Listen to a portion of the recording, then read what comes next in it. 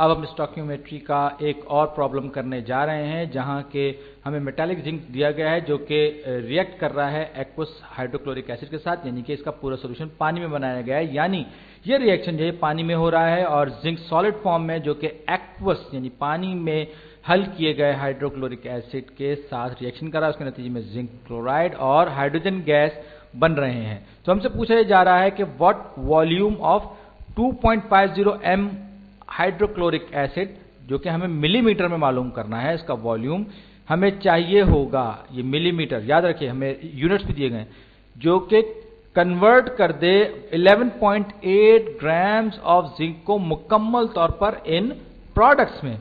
तो इसका मतलब यह है कि यहां पर हमें इस रिएक्शन के हवाले से जिंक की क्वांटिटी दे दी गई है जो कि ग्राम्स में है, 11.8 ग्राम्स में है, जिसे हमें मालूम करना होगा पहले कि ये कितने मोल्स है। लेकिन उससे भी पहले हमें इसको देखना होगा कि ये इक्वेशन बैलेंस है या नहीं। तो जिंक हमारे पास लेफ्ट हैंड साइड पर एक जिंक है और दो हाइड्रोक्लोरिक एसिड हमारे पास मॉलिक्यूल्स में हमारे पास दो हाइड्रोजन और दो क्लोरीन है।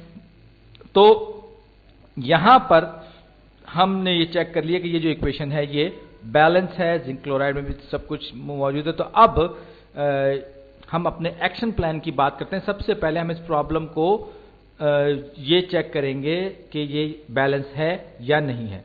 तो जिंक क्लोराइड एक तरफ और दूसरी तरफ हमारे पास जिंक, दोनों में एक एक हाइड्रोजन के दो एटम्स हैं हमारे पास, क्लोरीन के भी दो एटम्स हमारे पास हैं। तो ये जो इक्वेशन है ये बिल्कुल बैलेंस है।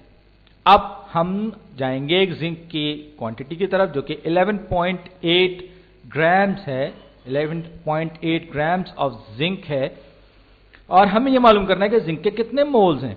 तो जिंक के हम इसे मोल्स में कन्वर्ट करेंगे, तो इस मोल्स में कन्वर्ट करने के लिए हम इसे moles of zinc divided by grams of zinc, ये हमारा वही तरीका है जिसमें हम एनालिसिस करते हैं, डायमेंशनल एनालिसिस करते हैं। तो जिंक का जो एटॉमिक वेट है वो 65.38 है जो कि हमें मालूम है, और आपको मालूम है कि एटॉमिक वेट जो वेटेड एवरेज होता है, तो 65.38 जिंक का हमारे पास ग्राम्स अगर होंगे तो वो उसका एक मोल होगा, जो कि मोल की डेफिनेशन है। जाहिर बात है यह बहुत दफा की मालूम की हुई है। अब सीधे सुबह इस पूरे जिंक ग्राम्स ऑफ जिंक को कैंसिल आउट कर देंगे और हमारे पास जो चीज बची वही 11.8 डिवाइडेड बाय 65.38 और मोल्स ऑफ जिंक। अब हमें यह मालूम करना है कि ये जो सोल्यूशन है जिसमें कि हमें हाइड्रोक्लोरिक एसिड हमें दिया गया है, ये कितना हमारे पास क्वांटिटी में या कितने मोल्स जो है ये बन रहे हैं। और हम ये देख रहे हैं कि हर मोल जो है इसके हमारे पास 2.5 मोलर सोल्यूशन है, लेकिन यहां पर साथ के साथ हमें ये जिंक को हम डिनोमिनेटर में रखते हैं और इक्वेशन के मुताबिक हमें ये पता चल रहा है कि एक मोल जिंक को रिएक्ट करवाने के लिए हमें 2 मोल हाइड्रोक्लोरिक एसिड के चाहिए, जो इक्वेशन हमें बता रही है कि जो डिनोमिनेटर हमें कोफिशिएंट्स हमें बता रहे हैं। तो अब हम जल्दी इसको मल्टीप्लाई करेंगे। इसको मैंने 2/1 इसलिए किया क्योंकि मुझे मालूम करना कि कितना HCl मुझे चाहिए, क्योंकि मेरा अननोन समझ लीजिए यही है, और अगर मेरे पास जिंक अननोन होता तो मैं कुछ और करता, तो ये कैंसिल आउट होंगे एक बार फिर चीजें। तो 11.8 इंटू 2 ये हो जाएगा डिवाइडेड बाय 65.38। मैं अभी कैलकुलेटर नहीं निकाल रहा हूं, तो मेरे पास रिक्वायर्ड जो मोल्स होंगे वो होंगे इतने होंगे, मोल्स ऑफ HCl रिक्वायर्ड। लेकिन अभी हमारा प्रॉब्लम पूरा नहीं है, हमें मालूम करना है कि क्या वॉल्यूम होगा इस सॉल्यूशन में HCl का, हमें वॉल्यूम मालूम करना है, वो भी मिलीलीटर्स में। तो अब मुझे वॉल्यूम से पहले मैं जाहिर बातें जाऊंगा इसकी क्वांटिटी की तरफ या इसके मास की तरफ जाऊंगा। लेकिन आपको पता है कि हम जब भी बात करते हैं वॉल्यूम्स की, उनको हमेशा हम लीटर्स में एक्सप्रेस करते हैं, और m सोल्यूशन की या मोलर सोल्यूशन का मतलब होता है मोल्स पर लीटर। तो अब ये मोल्स ऑफ HCl को मैंने डिनोमिनेटर में रखा और हम लीटर्स ऑफ हाइड्रोक्लोरिक एसिड, यानी कि ये 2.5 मोलर सोल्यूशन है, तो लीटर्स ऑफ 2.50 मोलर HCl। ये बिग M, जो बड़ा M, कैपिटल M लिखा हुआ है, इसका मतलब है ये मोलर सोल्यूशन है, और 2.50 हमें ये बता रहा है कि ये इतने मोल्स इसका कंसंट्रेशन है, या टोटल सोल्यूशन का जो कंसंट्रेशन है HCl का कंसंट्रेशन सोल्यूशन में ये इतना है, इतने पर लीटर है। तो मोलैरिटी आपको हमें मालूम है, तो अब 2.50 मोल्स हैं हर लीटर में, हर 1 लीटर में 2.50 मोल, यानी कि 2.5 मोल इस सोल्यूशन में के हर लीटर में 2.5 मोल हैं हाइड्रोक्लोरिक एसिड के हर लीटर में।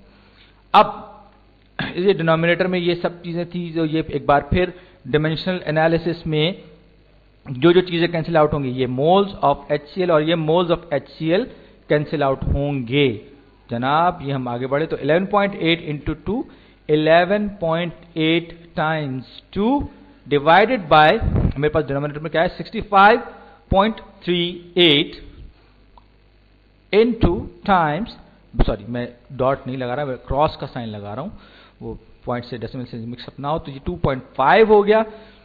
और ये क्या आया मेरे पास, litres of 2.50 M molar HCl, यहां पर 2.50 मोलर HCl जो कि मुझे रिक्वायर्ड है, यानी ये मुझे चाहिए। बस अब हमारा प्रॉब्लम फिनिश होने के करीब है, हम अपने जवाब के बहुत करीब पहुंच गए। तो हमें अपना आंसर लीटर में चाहिए, और अपनी सहूलत के लिए मैंने ये लीटर्स ऑफ 2.50 M लिखा, और ये एक नंबर है, ये एक लेबल है, याद रखिएगा। ये जो लीटर्स ऑफ 2.50 मोलर HCl जो है, ये कोई नंबर नहीं है यहां पर, बल्कि ये एक लेबल है जो ये जाहिर कर रहा है कि हमारे सोल्यूशन की नौइयत क्या है। अब मैं इसको कॉपी करके पेस्ट कर रहा हूं ताकि मेरा काम तेजी से आगे बढ़े। अब मुझे इसको कन्वर्ट करना है लीटर्स में, तो लीटर्स का मतलब क्या होता है, लीटर्स का मतलब मिलीलीटर्स में कन्वर्ट करना है। तो इसका मतलब क्या होता है, इसका मतलब ये होता है कि हर लीटर में कितने मिलीलीटर्स होते हैं। सही, ये 1000 मिलीलीटर्स जो होते हैं वो 1 लीटर बनाते हैं। ये बहुत सिंपल सी बात है, हम सब जानते हैं। आप डायमेंशनल कैंसिलेशन एक बार फिर हम करने की कोशिश करेंगे, और आपको अंदाजा हो रहा होगा कि ये सब की सब चीजें क्यों कैंसिल आउट हो रही हैं और कुछ चीजें कैंसिल आउट क्यों नहीं हो रही। और ये 2.5 जो है, ये आपको अंदाजा हो रहा होगा कि ये ग्रेटर देन 1 है, और ग्रेटर देन 1 है, यानी कि हमारे पास जो सोल्यूशन है वो ज्यादा मोलर या ज्यादा कंसंट्रेटेड सोल्यूशन है। तो बहरहाल मैं थोड़ा सा भटक गया था, अपने प्रॉब्लम की तरफ से इधर उधर निकल गया था। तो हमें ये कन्वर्ट करना है मिलीलीटर्स में, तो इसके लिए हम क्या करेंगे, ये लीटर्स के साथ कैंसिल आउट हो जाएंगे।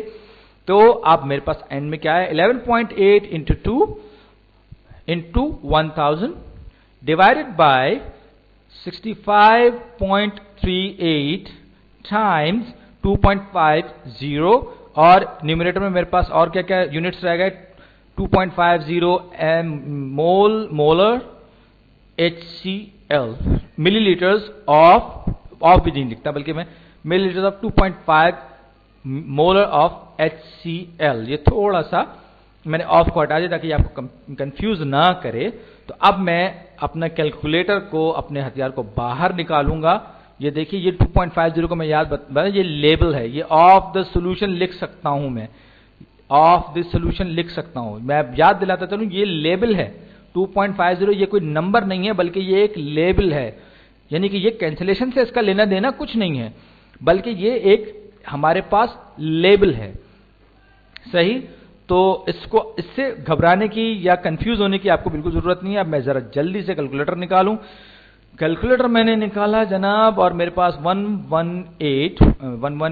11.8 into 2 into 1000 divided by 65.38 and further divided by 2.5 is equal to 144.3866, यानी कि ये जो मेरे पास वॉल्यूम होगा वो 144.3866 मिलीलीटर होगा, जिसे यानी कि ये होगा 144, तकरीबन 144 से कुछ ज्यादा मिलीलीटर्स ऑफ